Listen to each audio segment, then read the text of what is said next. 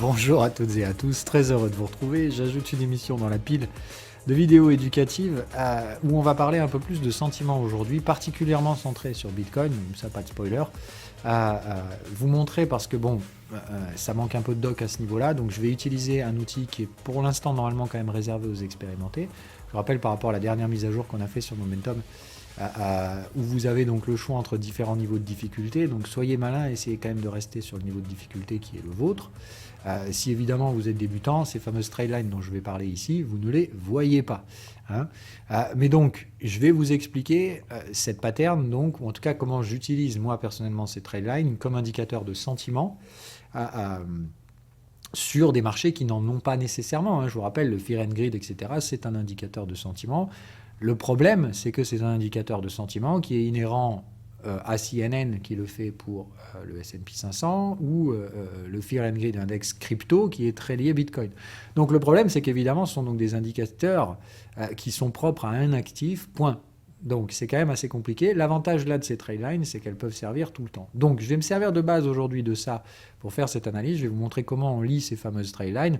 Mais surtout, je fais ça parce que je lis à peu près tout et n'importe quoi sur le sentiment en ce moment.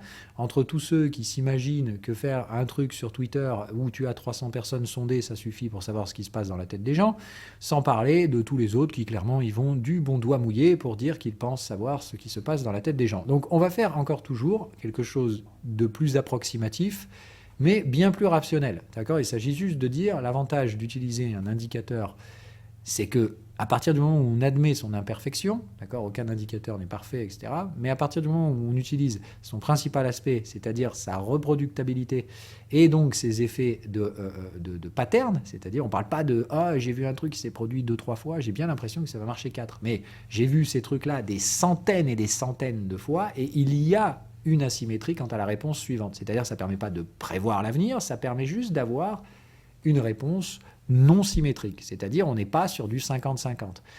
Quand on parle de plusieurs centaines de jetés de dés, hein, c'est juste de dire, c'est comme si vous avez un dé qui, sur 200 jetés, concrètement, tombe plus sur 4, 5, 6 que 1, 2, 3. Ben, dans ce cas-là, il vaut mieux parier 4, 5, 6 sur ce dé, point.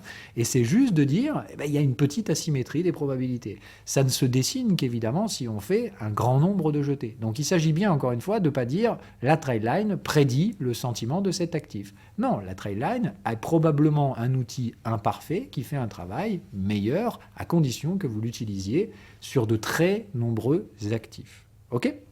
Le deuxième truc, bien entendu, comme il s'agit ici donc d'un indicateur de gestion du risque dans la partie basse de vos indicateurs, il s'agit donc de comprendre que ça ne se produit qu'après une analyse de prix. Quoi qu'il arrive, on analyse le prix d'abord et on s'assure d'être sur un time frame dans lequel les contextes sont à peu près rationnels. D'accord ? Donc comme on l'a vu, Bitcoin, ça se situe entre l'hebdo et le mensuel.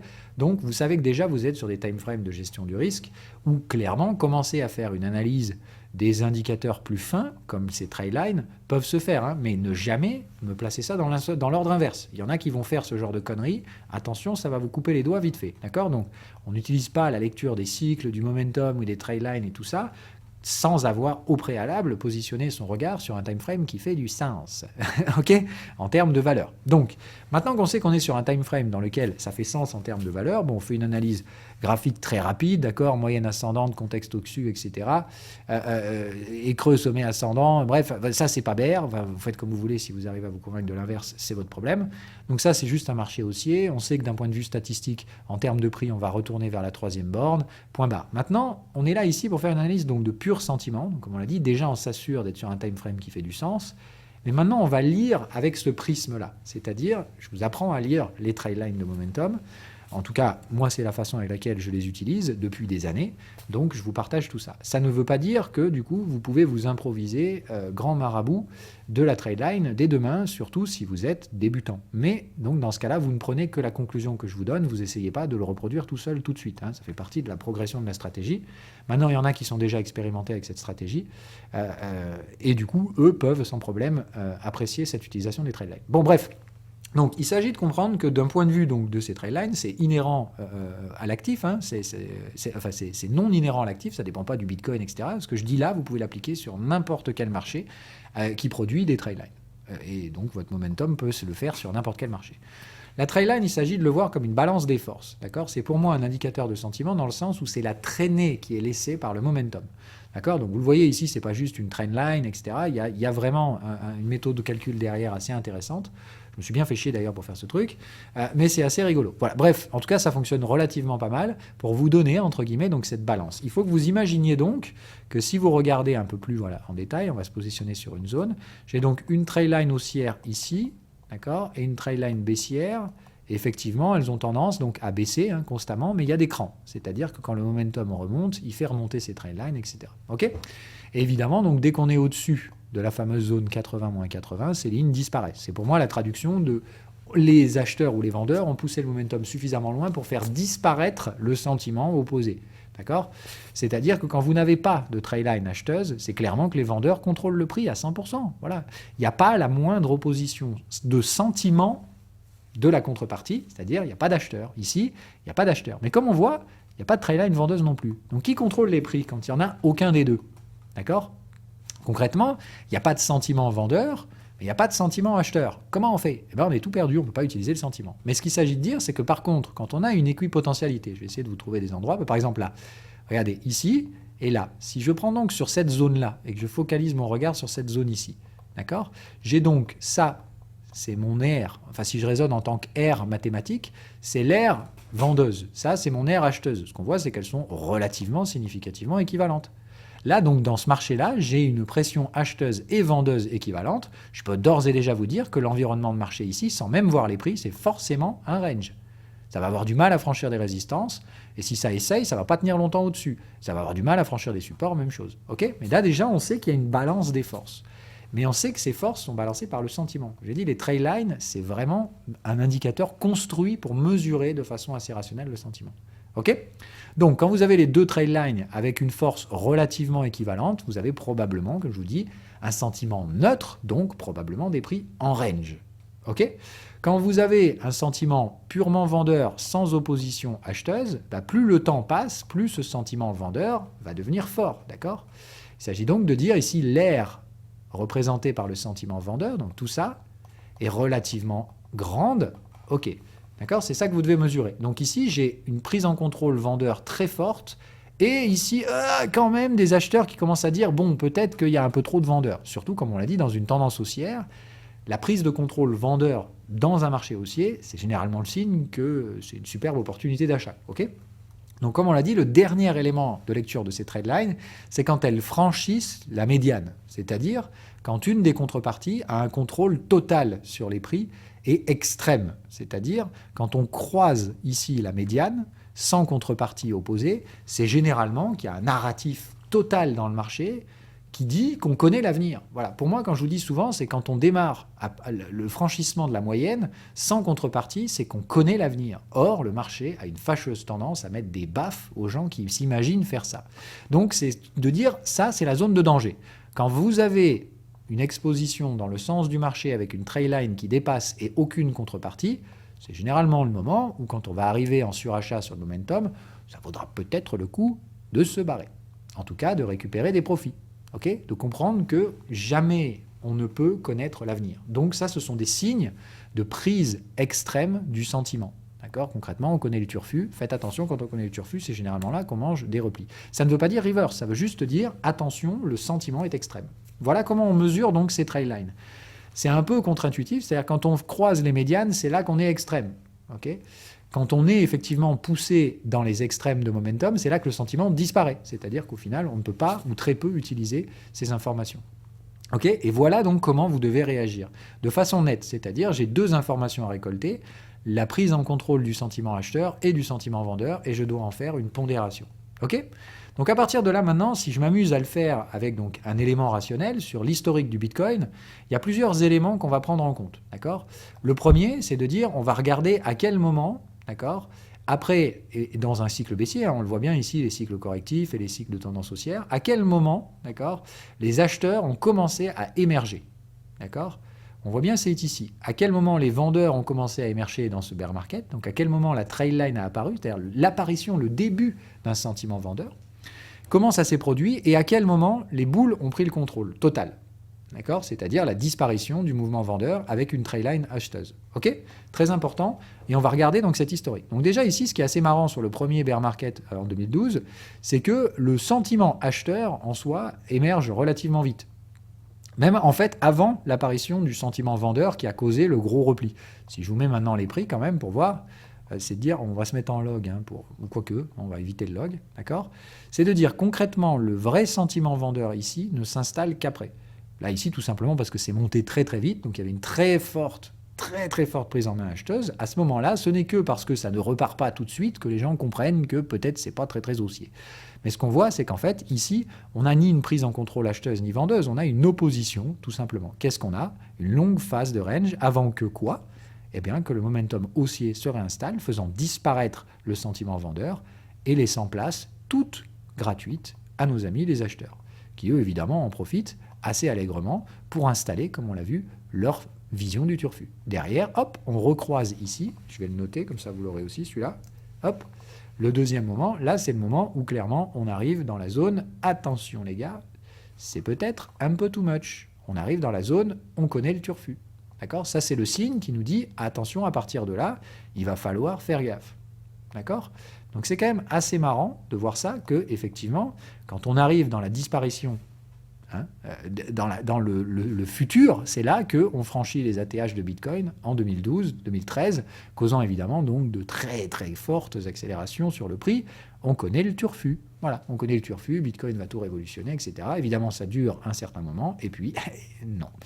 Voilà un peu comment ça se fait. Donc le fameux momentum en bulle spéculative s'effondre, causant évidemment donc derrière la fin du narratif de « Ah merde, c'est peut-être pas le turfu, en tout cas on va manger des replis assez significatifs ». Ok, comme vous le voyez, ça range, toujours pas d'apparition du sentiment vendeur, on met quelques coups dans l'aile les acheteurs, on les fait se calmer un peu, et puis qu'est-ce qui se passe? Hop, on repart, et c'est reparti pour le turfu.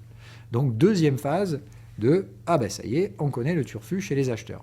Ok, comme on le voit, même chose, dès que ça devient excessif, boum, cette fois ça se pète la gueule. Là, ça tombe assez fort. Ce qu'on regarde donc derrière, c'est que là, cette fois, la baisse de prix est suffisamment forte pour recommencer à installer le fameux sentiment vendeur. D'accord? C'est-à-dire le sentiment vendeur s'installe à partir vraiment d'octobre 2014. C'est là qu'on parle de bear market. D'accord? Parce que je vous rappelle, dans une tendance haussière, le sentiment vendeur est normalement très faible, voire inexistant, puisqu'il y a une tendance de fond haussière. Donc c'est tout à fait normal que cet indicateur arrive vraiment à la bourre. Donc c'est le moment où là les mecs se disent « Oh, quoi? Attends, on casse des supports, etc. » Vous voyez ce que je dis? C'est-à-dire sans même savoir ce qui se disait à l'époque, moi je ne tradais pas les cryptos en 2014, je sais que ici c'est à ce moment-là que les vendeurs ont pris le contrôle. Ils se sont dit « Ah, voilà. » Il n'y avait déjà plus de sentiment haussier, on a cassé le sentiment acheteur ici. C'est ici que les acheteurs se sont fait casser le sentiment, c'est là que les vendeurs ont pris le contrôle du narratif. Le bear market, nanana. Ils gardent le contrôle de ce marché jusqu'à ce que le momentum soit survendu. C'est-à-dire, l'élément ici violet que je vous mets, c'est dès que le RSI, ça c'est le RSI, puisque j'ai pris le momentum le plus communément utilisé, arrive et installe des clôtures en zone de survente. Donc c'est concrètement le moment où les vendeurs ont réussi à non seulement installer leur narratif, la prise du contrôle du narratif, mais on a réussi à installer ça sur les prix. Concrètement, dans une tendance haussière, on est donc survendu, ce qui paraît quand même assez peu de sens. Quand même à l'époque, les moyennes étaient montantes. La même chose qu'aujourd'hui, en fait. Et les gens arrivent à se convaincre de la connerie stupide du bear market forever, etc. Bref, le narratif l'emporte. Ce qu'on voit donc derrière, c'est la prise en main du narratif vendeur, puis par la reprise en main du contrôle acheteur, c'est-à-dire l'invalidation de ce schéma de on va toujours baisser à la cave le Bitcoin, etc. Le fait de ne pas arriver à atteindre les reprises baissières font que les acheteurs reprennent tout doucement la main. Maintenant, ce qu'on voit, c'est qu'à ce stade-là, ils n'ont pas encore le contrôle des prix. Ils reprennent le contrôle des prix ici, d'accord? C'est-à-dire là, c'est l'apparition du sentiment acheteur. Mais on le voit ici, il est encore très largement dominé par les vendeurs. Les acheteurs arrivent quand même à franchir une résistance, c'est à ce moment-là qu'ils rééquilibrent les forces. Là, vous le voyez, la force acheteuse et vendeuse sont relativement équivalentes. On raisonne toujours en termes d'air en dessous. Donc là, on est relativement équivalentes. Qu'est-ce que ça donne sur les prix? Un range. D'accord? À ce moment-là, on n'est pas en bull market. C'est alors que les prix redémarrent, que le sentiment vendeur est annihilé, et que se passe-t-il à ce moment-là? Comme on l'avait vu avant, une grosse enfilade en ligne droite pour aller chercher l'installation du narratif acheteur. On connaît le turfu, momentum suracheté, hop, un petit repli, on craque un peu, mais le sentiment acheteur ne lâche pas, c'est-à-dire ici, on n'arrive pas de toute façon à trouver des vendeurs, et on repart pour un deuxième cycle de turfu, et je t'en veux, et en veux-tu, en voilà, pardon, hop, je vais le mettre en bas, d'accord, donc en veux-tu, en voilà, c'est reparti, to the moon, et comme on le voit, la deuxième phase de prise en main du turfu réinstalle ici une bulle spéculative absolument énormissime, puisque là, normalement, franchement, on aurait pu s'arrêter dès les 6-7 000 $, hein, et on s'envoie jusqu'à 20 000, la folie, là, la vraie bulle spéculative, hein, là, c'est même pas, on connaît le futur, c'est de vous dire, alors, regardez où était la trail line, hein. La trail line ici est montée jusqu'à 48, c'est-à-dire dans la moitié supérieure de ce chart. C'est quand même de la folie furieuse. En termes d'historique, d'accord, là, on parle clairement de vraies bulles spéculatives. C'est même pas juste je connais l'avenir, c'est le turfu, je prévois les 50 prochaines années. Le monde va tourner sur Bitcoin, etc., etc. Bon, pure connerie, comme on l'a vu, ça s'est vite, effectivement, remis dans le bon sens derrière, c'est-à-dire, allez, hop, on le ratatine, les vendeurs reviennent, d'accord, donc les vendeurs réapparaissent vers cette zone 9000. Moi, je m'en rappelle très bien, puisque ça, par contre, je l'ai tradé. Et à ce moment-là, c'est effectivement le moment où, concrètement, je commençais à avoir des gens d'accord avec moi sur les réseaux sociaux. Moi, je vendais déjà depuis les 18 000, etc. Là, c'est le moment où les gars commençaient à dire « Ouais, bon, peut-être quand même qu'il y a un marché baissier. » Ok, mais comme on le voit ici, il n'y a pas de prise en main vendeuse des prix. Il n'y a ni plus ni moins ici qu'effectivement un sentiment vendeur qui avance plus vite que le sentiment acheteur. Mais effectivement, on voit que la prise ici, c'est-à-dire à ce moment-là, après seulement quelques mois, l'ère vendeuse est quand même assez supérieure à l'heure acheteuse. Mais il y a quand même une opposition d'acheteurs. Hop, évidemment, les acheteurs se font dégommer à ce moment-là, sur ce moment très pernicieux. Moi, j'avais déjà réalisé mes premiers achats Bitcoin sur cette zone-là, d'ailleurs. Et on se mange la reprise très violente, la prise en main, jusqu'à la survente. C'est-à-dire, là encore, le sentiment baissier l'emporte sur les acheteurs malgré la tendance acheteuse. Le marché est survendu et ça s'arrête immédiatement. Encore une fois, point bas historique du Bitcoin à la survente du momentum hebdomadaire à ce moment-là. Point bas, le RSI clôture sous les 30, terminé, tout le monde achète. En tout cas, ça n'achète pas. Il s'agit de comprendre qu'à ce moment-là, plus personne ne vend. Le momentum étant survendu dans une tendance haussière, clairement, il faut être fou pour vendre. Donc, plus personne ne vend. Il faut quelques temps derrière pour que le sentiment vendeur se prenne une première claque, d'accord ? Et la réapparition du sentiment acheteur se fait immédiatement. C'est-à-dire qu'ici, la claque a été tellement forte sur les vendeurs que l'apparition du momentum acheteur est immédiatement une prise de contrôle des boules. Derrière, le sentiment vendeur ne réapparaîtra que marginalement ici, alors que les vendeurs ont déjà très largement le contrôle des prix. To the moon. Donc, que s'est-il passé pendant ce temps-là? Puisque, malheureusement, on voit bien que malgré la disparition totale du biais vendeur, on a eu un retest. Alors, on voit bien que ça, c'est pas lié au sentiment. Mais là, ça, c'est démontrable. On voit bien que par rapport à la lecture d'un indicateur de sentiment, ce qui s'est produit en mars 2020 pour revenir retester le bottom en excès de survente fait en décembre 2018, le bottom technique, qu'est-ce qu'on vient refoutre ici? Eh bien, c'est un facteur externe. Ça n'a rien à voir avec le sentiment de marché. Ici, ce n'est pas l'offre et la demande spéculative du marché qui a ramené ici. Clairement, bon, c'était le Covid. On a tous été enfermés chez nous pratiquement autour du monde entier. Donc, il s'agit de comprendre que là, c'est vraiment, en termes d'événement majeur social, quand même quelque chose. Donc, bref, voilà, un facteur externe au marché. N'oublions pas qu'encore une fois, le sentiment n'explique rien du tout dans le marché. C'est juste, si on veut lire le sentiment de manière rationnelle et arrêter les boules de cristal où je pense que, parce que j'ai vu 3 gars sur Twitter, c'est quand même assez inquiétant. Ça semble beaucoup plus rationnel. Ce qu'on peut dire ici clairement, c'est que tout ça n'est pas lié à une prise en main de sentiment vendeur, c'est un facteur extérieur qui a causé le retest du bottom. Ok, bon donc derrière, comme on l'a vu, la prise en main acheteuse est totale, et évidemment la destruction des biais vendeurs se fait ici par la légère réapparition de ce dernier. Dès qu'on franchit les 10 000 $ à la hausse, c'est le moment où concrètement c'est le turfu, c'est reparti. L'apparition de excès haussiers se font... Merde, pardon, hop. Alors, CTRL Z, voilà, et ALT V. C'est le moment où on revient encore une fois dans le turfu, franchissement des anciens ATH, on connaît le machin, forcément maintenant Bitcoin c'est de la balle, plus personne ne vend, évidemment, et on va chercher là encore un extrême assez fou, c'est-à-dire on va carrément au-delà de je connais le turfu, c'est pareil, là je connais l'avenir sur 20 ans, toutes les banques vont mourir, la crypto va remplacer le turfu, etc. Enfin voilà, vous connaissez le truc, le dollar ne vaut plus rien, de toute façon fiat is going to zero, Bitcoin is going to infinity. Just to remind you about what I read in YouTube back then. Donc bref, assez dangereux encore une fois comme prise en main de contrôle, se remet en place un narratif assez contre à rien, mais comme on le voit, ça, ici, ça met un vrai coup sur le sentiment. Là, le momentum chute vraiment fortement. C'est ce qu'on n'avait pas vu avant. Vous vous rappelez, avant, on prenait un petit coup, mais hop, ça reprenait derrière, et on avait donc plusieurs cycles, d'accord, de prise en contrôle acheteur. Là, ce qu'on voit, c'est que non, les acheteurs n'ont jamais réussi à remettre leur coup.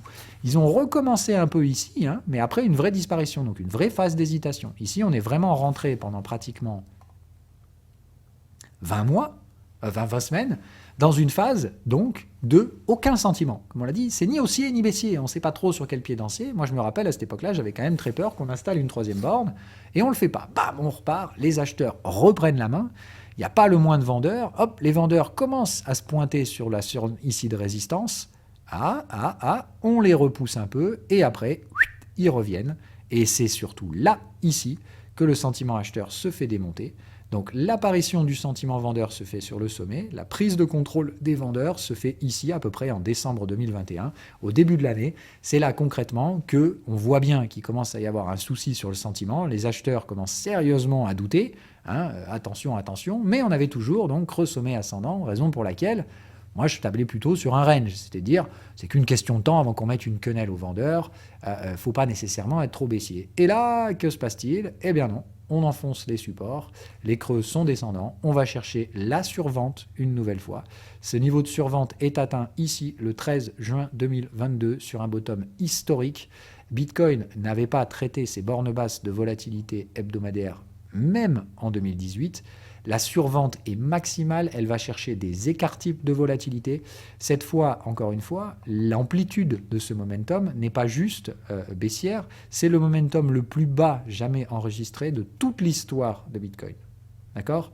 Donc il s'agit de comprendre déjà, quand je vous disais qu'en 2022, là, ce que vous avez connu, c'était un bear market historique et très peu probable, etc., et que le sentiment était extrême, dans le sens où déjà, je dis, le niveau de survente est vraiment, vraiment très très fort. La prise en main des vendeurs a été très forte, mais ça s'est conditionné derrière par, là aussi, l'installation d'un fameux turfu, qu'on avait vu ici d'ailleurs, hein. Je me rappelle à l'époque, au moment où ça survendait, peu de temps après, le narratif baissier n'était pas juste installé, il était devenu la norme. Concrètement, on allait tous mourir aussi, je me rappelais très bien de ce 2019, c'était quand même assez magique. Bref, ici, c'est la même chose qu'on a connue ces dernières semaines. La survente a été tellement forte et historique comparée au passé. Bon, là, on a eu des événements de liquidation, etc., qui ont accentué ce truc-là. Mais surtout, comme je vous dis, ça y est, le sentiment s'installe. Les gens se disent « Ah là là là là, là, aucun acheteur pour se mettre en face. » Et hop, ici, comme je vous dis, arrive le début du sentiment acheteur. Et moi, là, je me souviens très bien de ce que je pensais à ce moment-là. Vous étiez tous là, ouais, de toute façon, le prochain niveau, 8000, 12000, machin, je sais pas quoi, le Turfu, DCG, Genesis, tout va se péter la gueule. Moi, je vous dis, hop, faites gaffe. Moi, je pense qu'on va péter la gueule des vendeurs avant de péter celle des acheteurs. Mais ça, encore une fois, en termes d'asymétrie, hein, la légère prise de contrôle acheteur ici, juste la réapparition du sentiment acheteur, d'accord, faisait face à un sentiment baissier, mais sans commune mesure. Moi, ne serait-ce que oser dire, je pense que le bottom est fait, et encore avec toute la gentillesse que je mets sur les réseaux, moi, ça fait déjà des mois que pour moi, le bottom technique, c'était juin, et voilà, point barre. Et j'étais déjà très radicalement positionné sur cet objectif-là. Maintenant, bon, c'était de dire, tant pis, vous voulez aller plus bas, avec votre psychologie, faites ce que vous voulez, ça vous regarde. Et encore, je mettais de l'eau dans mon vin sur Twitter, je me faisais démonter, je me faisais traiter de permaboule, de ce que tu veux, de Phil, t'as bien changé, maintenant t'es vraiment devenu un pumper, ou je sais pas, j'ai vu des trucs dramatiques. Donc bref, il s'agit juste de se dire, la réapparition du sentiment acheteur faisait face à une opposition de prise de contrôle vendeur totale, encore une fois, dans une tendance haussière. Donc, il s'agit juste de se dire, moi, à ce moment-là, je ne réfléchis pas 3000. Hein. Je vous ai dit, tous les mois, je mets de la thune dans les cryptos et je les emmerde, les vendeurs. Ils peuvent vendre tout ce qu'ils veulent. Moi, j'achèterai tout ce qu'ils vendent. Point. En tout cas, j'achèterai avec ce que je suis prêt à perdre. Puisque pour moi, ça fera aucun sens. Bref, ce qu'on voit donc, c'est que directement derrière, la disparition totale du sentiment vendeur s'est installée seulement 2 semaines après. Hein. Ça aurait pu mettre du temps, comme on l'a dit, on aurait pu rester sur ce bottom longtemps. Mais là, quoi qu'il arrive, la disparition est totale. La prise en main des acheteurs ici est maintenant là. Alors le sentiment acheteur est très faible, ne me faites pas dire le contraire. Donc il s'agit de comprendre quelle est l'ambiance dans laquelle on est aujourd'hui. On a des acheteurs qui ont complètement démonté le sentiment vendeur. Ce que ça nous dit surtout, c'est qu'il y a seulement 2 semaines, les vendeurs pensaient connaître l'avenir et qu'aujourd'hui, ils se sont fait démonter. On est donc dans une situation relativement similaire, mais pas équivalente, à ce qu'on avait connu en mars 2019. C'est-à-dire c'est le moment où d'un coup le sentiment vendeur qui pensait connaître le turfu vient de se faire éclater la gueule. Ce qu'on voit par contre, c'est qu'on a déjà un sentiment acheteur, ce qui n'était même pas encore le cas à l'époque. Donc pour ma part, on est plus haussier que 2019, d'accord ? C'est la première des choses qu'il va falloir se dire. Et ce qu'on voit, c'est que 2019 n'a réussi derrière à casser le sentiment acheteur que n'a jamais réussi à casser ce sentiment acheteur, n'a jamais réussi à installer un sentiment vendeur, et le seul repli qui a été proposé par un effet externe au marché qui est quand même relativement historique. Je veux dire, sur toute l'histoire humaine, sur des dizaines de milliers d'années, quand même, celle du Covid est pas mal. Hein. Ça marquera quand même l'histoire sur l'échelle humaine relativement large, de dire, dans un monde civilisé comme on connaît, on a tous été enfermés chez nous. Bref, c'était quand même un peu retour au Moyen-Âge. Bref, donc quand même assez marquant dans l'épopée humaine comme truc. Et ce qu'on voit, c'est que ça n'a même pas permis d'aller plus loin qu'un retest de la zone qui avait été survendue. Donc voilà pour moi le contexte actuel. C'est de dire, déjà on peut écarter à mon avis l'effet sentiment, puisque pour moi le sentiment est plus haussier que 2019. Je pense que les boules auront pas beaucoup de mal à mettre une quenelle aux vendeurs, ils l'ont d'ailleurs déjà fait. Donc je pense que l'état actuel de ce marché, c'est qu'il n'y a plus de vendeurs. La trailline de momentum vendeuse, elle est relativement loin ici, puisqu'il s'agirait théoriquement de reswitcher sur l'autre modèle. Mais bon bref, je peux vous le dire, elle va pas revenir tout de suite là. On a encore plusieurs semaines dans lesquelles les boules n'ont pas de contrepartie. C'est-à-dire il n'y a pas de sentiment vendeur. On a démonté le sentiment vendeur à quelque chose de relativement imperceptible. Ce qu'on peut dire aussi, c'est que c'est très récent, ce qui veut donc dire qu'il est tout à fait normal que les bears soient un peu déboussolés. Ça m'explique en partie pourquoi je les vois sur les réseaux dire que je suis un gros crétin, etc., me faire insulter partout. Et puis surtout, derrière, encore une fois, ces gens-là ont des réactions émotionnelles. C'est un peu comme prendre une baffe dans la gueule. Tu prends ta montée d'adrénaline, t'es pas très très rationnel. C'est tout à fait normal. Donc pour moi, les bears ont des réactions un peu irrationnelles, type ça monte trop vite, donc ça va rebaisser, ou Jérôme Powell va faire ci, Jérôme Powell va faire ça. Donc je dis, je les critique, mais je comprends. Hein, c'est encore une fois, si on avait un biais vendeur, il y a clairement eu une baffe dans la gueule ces dernières semaines. Mais il faut encore comprendre que c'est la seule chose à faire, c'est de comprendre ça, de dire, si j'avais un biais vendeur, clairement je viens de me faire invalider, c'est pas grave. Comme je l'avais dit, il fallait faire un choix. Bon, pour moi, ce choix était d'une asymétrie assez fallacieuse, dans le sens de, si vous vendez, je ne sais pas ce que vous faites, mais voilà, j'aurais pu avoir tort, vous auriez pu avoir raison, restons rationnels. Dans ce cas-là, il fallait surtout accepter d'avoir tort dans les deux cas de figure. Maintenant que vous avez pris une baffe en tant que vendeur, si c'est votre cas, il faut prendre le message. Le message, c'est il va falloir attendre quelques semaines avant de voir si vous pouvez éventuellement réinstaller un début de sentiment vendeur qui ne fera que remettre les pendules à l'heure, c'est-à-dire installer une forme de neutralité, une forme de range. Mais pour l'instant, les boules ont le contrôle, les bears sont dans la panade totale, et je vous recommande sérieusement de le comprendre pour ce que ça veut dire. Ce n'est pas une pattern qui est inhérente à Bitcoin, je n'invente pas, etc. Tout ceci, c'est ce que je ferai sur n'importe quel type d'actif qui présenterait un contexte comme celui-là. D'accord ? Ça n'a rien à voir avec Bitcoin, ça n'a rien à voir avec le Fear and Greed, ça n'a rien à voir avec Jérôme Powell, ça a à voir que ce que je vous dis là, ça marche sur tous les actifs. Ça ne prédit pas ce qui va se produire sur Bitcoin, ça vous permet juste d'avoir de manière rationnelle, comme on l'a dit en introduction, les indicateurs ne sont pas parfaits, et ne le pensez pas en tant que tel. Ils sont juste bien meilleurs que des assumptions personnelles. Donc si vous vous posez la question de quel est l'état actuel du sentiment sur Bitcoin, eh bien pour ma part, il n'y a plus de vendeurs. Les vendeurs viennent de prendre une claque astronomique. Que s'est-il produit la dernière fois que ça fut le cas ? On est allé chercher le surachat et on y est resté un bon moment. C'est la raison pour laquelle je vous invite encore une fois à réfléchir. Je vous l'avais donné cette pattern. Je vous avais dit que quand on irait faire les cons à installer un sentiment de turfu vendeur dans une tendance de fonds acheteuse proche de moyenne ascendante, on irait chercher le putain de surachat. D'accord ? J'ai pas dit que ça marchait 100% des cas. J'ai juste dit c'est de très larges probabilités. On est bien au-dessus de 70-30 ici. C'est-à-dire que dans des conditions similaires, pratiquement plus de 7 fois sur 10, et c'est même bien plus que 7 fois sur 10 en fait, je suis très conservatif ici, ça va taper le surachat derrière. Donc oui, quand je vous dis, pour moi part, on n'a pas encore fini, en tout cas les boules ont encore plusieurs semaines pour tenter d'installer ce momentum acheteur, et plus ils le font, plus ils repoussent loin le sentiment vendeur. Donc, la balle, elle est dans le camp des acheteurs aujourd'hui. C'est pas malin d'être vendeur, surtout si vous le faites en réflexion et en réaction à la baffe que vous venez de prendre en tant que vendeur. Donc, pourquoi en ce moment, j'ai du mal avec les gens qui ont des narratifs vendeurs et qui refusent d'entendre ce message aujourd'hui, alors qu'objectivement parlant, c'est la seule chose rationnelle à faire. Vous aviez pris un biais vendeur, il était légitime tout autant que le mien, mais c'est moi qui ai raison maintenant. Donc, c'est moi en tant qu'haussier qui reprends le narratif, le sentiment.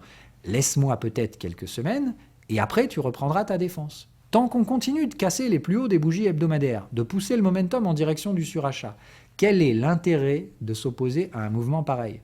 Quand tu viens de prendre une baffe, il est clair que tes décisions seront probablement moins rationnelles que les miennes. Donc, peut-être prendre un peu de recul. Je dis ça, comme si je m'adressais à un vendeur, mais le message est quand même clair, d'accord ? D'un point de vue sentiment, les biais émotionnels côté vendeur sont plus que probables. Et c'est pas moi qui l'invente. C'est clair, quand on prend un changement radical de la perception du sentiment de marché, c'est très difficile, en tant qu'être humain, d'accepter le recalage. Ce qu'on appelle l'homéostase. L'être humain n'aime pas le changement. Donc quand le changement est brutal, le changement de sentiment l'est tout autant. Ici, ça vient d'être l'ascenseur émotionnel pour les vendeurs. Ils pensaient connaître le turfu, puis là, ils viennent de se manger 35% de rebond. Donc, c'est normal que ça fasse mal. C'est normal que votre esprit lutte. Mais c'est pas normal d'exposer votre capital à cette lutte. C'est ça qu'il faut comprendre. OK ? Patientez encore un peu en tant que vendeur, il n'y a pas d'urgence, et pour l'instant, la balle est dans le camp acheteur. Laissez le marché se stabiliser avant d'envisager quoi que ce soit. Deuxième chose, le mieux que vous pouvez espérer, si vous arrivez à reprendre un tout petit peu, c'est-à-dire si les acheteurs n'arrivent pas à pousser suffisamment, ce qu'on va voir, c'est la réapparition progressive de la trendline vendeuse, qui sera donc à peu près équipotentielle au soutien acheteur. Ce qui veut donc dire, encore une fois, est-ce que vous pensez sérieusement que le bottom n'est pas là? On l'a vu, pour ma part, le mieux que peuvent espérer les vendeurs aujourd'hui, c'est de freiner les boules, de maintenir une forme d'indécision de sentiment, une forme d'équipotentialité de sentiment acheteur-vendeur. C'est le maximum que vous pouvez obtenir. Et pour ça, il va déjà falloir freiner le sentiment acheteur en refaisant apparaître un sentiment vendeur. Il faut arrêter ce bull market. C'est pas un bull market, hein, d'accord, mais il faut arrêter la hausse des momentum. Il faut que le prix se freine de lui-même, d'accord, le temps de laisser réapparaître un sentiment vendeur qui ne va absolument pas permettre aux vendeurs de reprendre leur narratif baissier à la con, mais juste de maintenir un état de stabilité, c'est-à-dire un range. OK ? Et encore une fois, un range, quand les contextes de valeur sont tels que là, je préfère vous dire que le minimum avant d'espérer vendre, c'est au moins d'atteindre 30 000.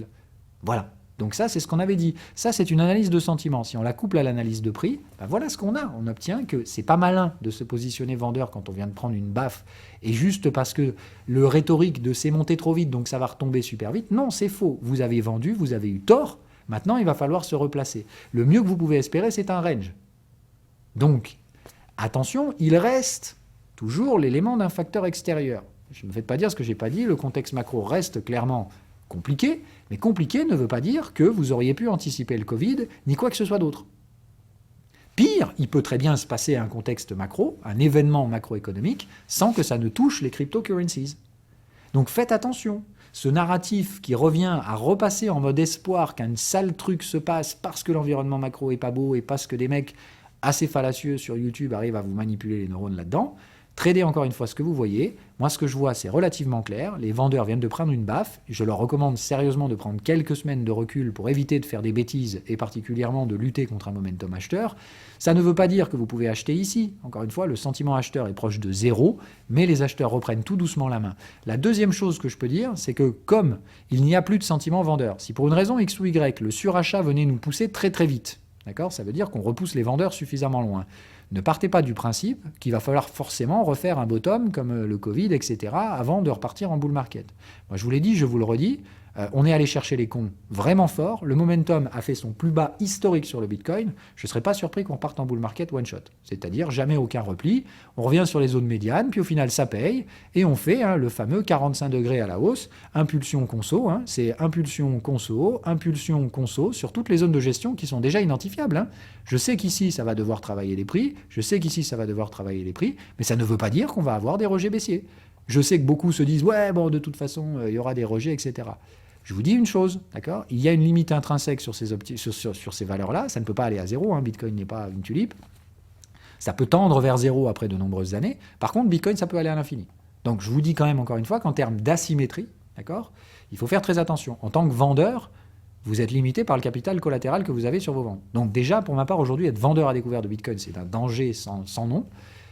Être acheteur sur des zones comme ça, après 30% de rebond, c'est pas forcément très malin. Mais voilà.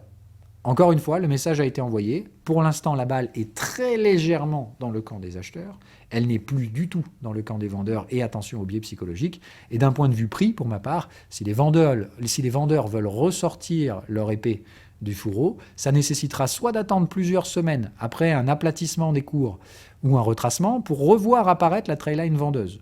Si cette trendline vendeuse apparaît, elle ne va absolument pas catalyser la cassure des plus bas, comme j'ai vu certains, hormis éventuellement un effet macro plus que spéculatif, pour rester poli. Et ça nécessite déjà d'arriver à freiner les prix. Okay, le deuxième cas, je vous dis, c'est il ne se passe rien, le momentum continue de bourrer, et on l'a vu dans le passé, ça peut durer plusieurs semaines, et on peut tout à fait tenir le surachat plusieurs semaines également.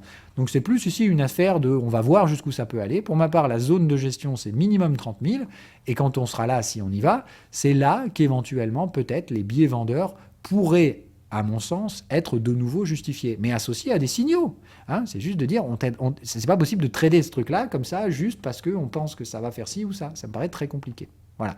On a dit, ce qu'on aura au mieux à ce moment-là, c'est la réapparition d'un léger sentiment vendeur, mais à ce moment-là, les acheteurs auront déjà bien progressé. Cet indicateur suit les prix, c'est-à-dire que si les prix la montent très vite, la trendline va monter vite également. Ce qui veut dire que les acheteurs prendront le contrôle plus vite que l'apparition du sentiment vendeur. Donc il y a beaucoup de cas de figure à surveiller dans les prochains mois, mais pour ce qui est du sentiment, clairement, il faut faire attention à la dérivée primaire de prix, c'est-à-dire le momentum. Si le prix monte très vite, c'est plutôt mauvais signe pour les vendeurs. Ça ne veut pas dire que le bull market va réamorcer, mais ça veut dire en tout cas qu'on en prendrait peut-être la direction. Ok ? Être vraiment très rationnel sur ce qui vient de se produire. La répétition de l'époque me paraît assez peu probable. Encore une fois, pour ma part, l'effet Covid était tout sauf prévisible, hein, et on aurait tout à fait pu démarrer le bull market dès début 2020 sans aucun problème. Évidemment, le Covid, c'était un facteur un petit peu pernicieux. Voilà.